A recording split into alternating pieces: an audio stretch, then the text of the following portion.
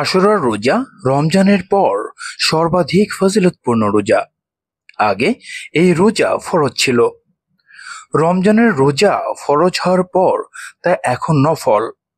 তবে ফজিলতের দিক থেকে এই রোজা অনেক গুরুত্বপূর্ণ। হযরত আব্দুল্লাহ ইবনে আব্বাস রাদিয়াল্লাহু আনহু থেকে বর্ণিত, আমি নবীজিকে রমজান ও আশুরার মতো গুরুত্ব দিয়ে অন্য কোনো রোজা রাখতে দেখিনি। সহিহ বুখারী। কিছু আমল এমন যা প্রিয় নবীজি সাল্লাল্লাহু আলাইহি সাল্লাম কখনো ছাড়েননি। এই আমলগুলোর একটি হলো আশুরার রোজা। নবীজি কখনো 4টি আমল ছাড়তেন না। আশুরার রোজা, জিলহজের প্রথম দশকের রোজা, প্রতি মাসের 3 দিনের রোজা এবং ফজরের আগের 2 রাকাত সুন্নাত নামাজ। আশুরা রোজা সম্পর্কে এক হাদিসে নবীজি সাল্লাল্লাহু আলাইহি সাল্লাম বলেন, রমজানের পর সর্বোত্তম রোজা হলো মুহররমের রোজা, আর ফরজ নামাজের পরে সর্বোত্তম নামাজ হলো তাহাজ্জুদের নামাজ।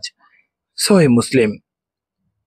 পাপে কলুষিত আমাদের হৃদয়, অপরাধের কালো ছায়া আচ্ছন্ন আমাদের জীবন, গুনাহমুক্ত স্বচ্ছ জীবনের প্রতিশ্রুতি নিয়ে আসে আশুরা। তাই তো নবীজি সাল্লাল্লাহু আলাইহি সাল্লাম বলেন, আশুরার রোজার ব্যাপারে আমি আল্লাহর কাছে আশাবাদী যে তিনি রোজাদারের অতীতের 1 বছরের গুনাহ মাফ করে দিবেন ইনশাআল্লাহ। সহিহ মুসলিম। হাদিস নং 1162। হাদিসে এসেছে, আশুরার দিন রোজা রাখলে আল্লাহ তাআলা আগের 1 বছরের গুনাহ মাফ করে দেন।